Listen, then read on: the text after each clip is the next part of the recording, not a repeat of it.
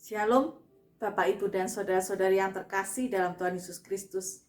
Tema hari ini adalah karena iman.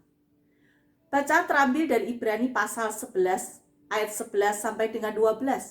Demikian.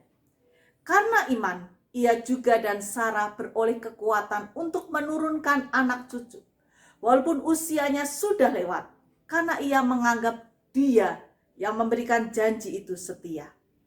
Itulah sebabnya, maka dari satu orang, malahan orang yang telah mati pucuk, terpancar keturunan besar seperti bintang di langit dan seperti pasir di tepi laut yang tidak terhitung banyaknya.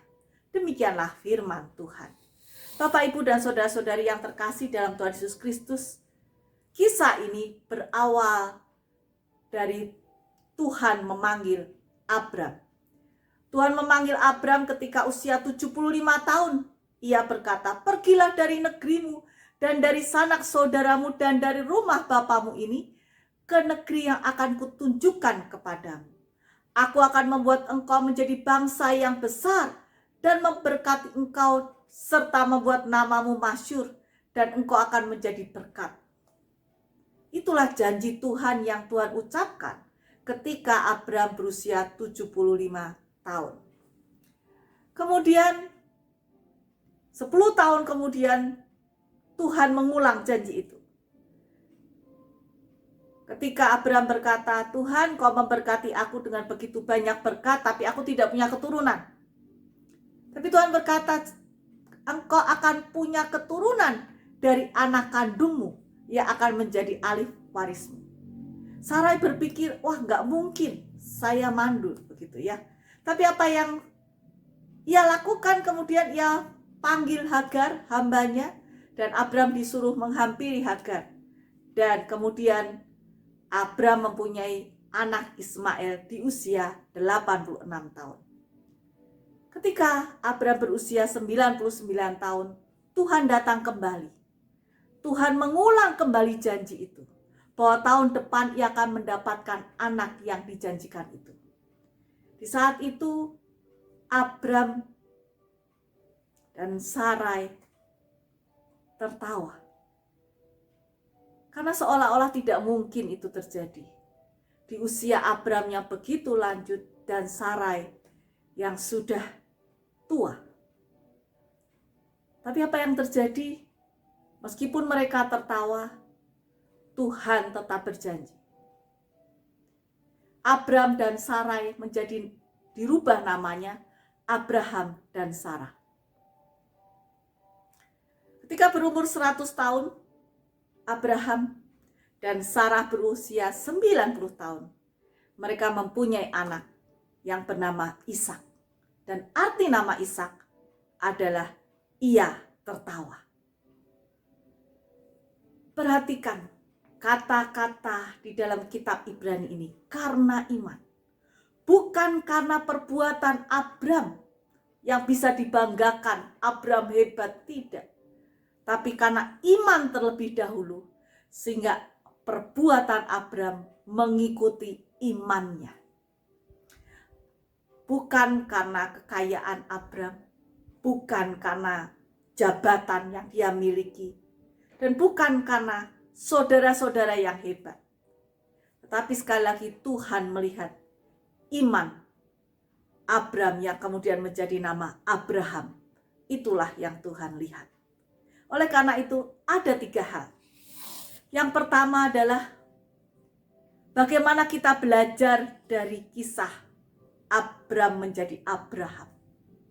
Manusia menghabiskan sebagian besar hidupnya dengan membatasi kuasa Allah. Manusia rata-rata semakin berpikir logis, logika. Dan mereka kemudian semakin mengikis iman mereka. Abraham adalah contoh di mana dia juga punya masa waktu ketika imannya lemah. Ketika dia tertawa. Tetapi dia kemudian menguatkan kembali imannya dan dia percaya kepada Tuhan. Iman Abraham 100%. Bahkan ketika peristiwa itu orang menganggap di luar logika sama sekali. usia 100 tahun dan istrinya usia 90 tahun.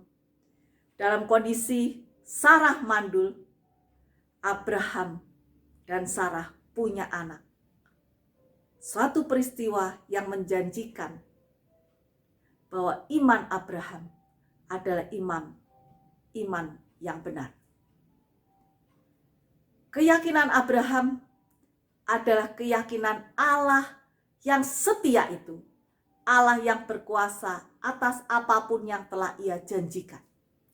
Yang kedua adalah Abraham mengingat orang yang membuat janji itu adalah Allah. Muncul kesadaran bahwa itu pasti benar, pasti terlaksana. Meskipun mungkin waktunya begitu lama, meskipun ketika Tuhan menjanjikan keturunannya akan sebanyak bintang di langit dan pasir di pinggir laut, Abraham dan Sarah punya satu anak. Kitab Roma pasal 4 ayat 23 sampai 25 berkata demikian. Kata-kata ini yaitu hal ini diperhitungkan kepadanya tidak ditulis untuk Abraham saja, tetapi ditulis juga untuk kita. Sebab kepada kita pun Allah memperhitungkannya karena kita percaya kepada Dia, yang telah membangkitkan Yesus Tuhan kita dari antara orang mati, yaitu Yesus yang telah diserahkan karena pelanggaran kita dan dibangkitkan karena pembenaran kita. Apa yang diperbuat Tuhan kepada Abraham juga berlaku untuk kita, jika kita berbuat seperti Abraham yang menantikan janji Tuhan. Dan yang ketiga adalah iman yang teguh. Iman yang teguh adalah iman yang telah terbukti menang terhadap ujian. Sebab tanpa ujian, iman itu tidak mungkin dikatakan teguh ataupun kuat. Semakin diuji, semakin tampak keteguhannya. Oleh karena itu, mari kita justru bersyukur ketika mengalami ujian iman. Karena dari hal itu, kita semakin teguh iman kita dan semakin sempurna. Di dalam kitab Yakobus, pasal yang pertama, ayat yang kedua sampai dengan ayatnya keempat. Saudara-saudaraku, anggaplah sebagai suatu kebahagiaan apabila kamu jatuh ke dalam berbagai-bagai pencobaan. Sebab kamu tahu bahwa ujian terhadap imanmu itu akan menghasilkan ketekunan. Dan biarlah ketekunan itu beroleh buah yang matang, supaya kamu menjadi sempurna dan utuh dan tak kekurangan suatu apapun. Oleh karena itu, mari di dalam masa pandemi COVID-19 ini, kita semakin meneguhkan iman. Tuhan tidak pernah meninggalkan kita apapun yang terjadi.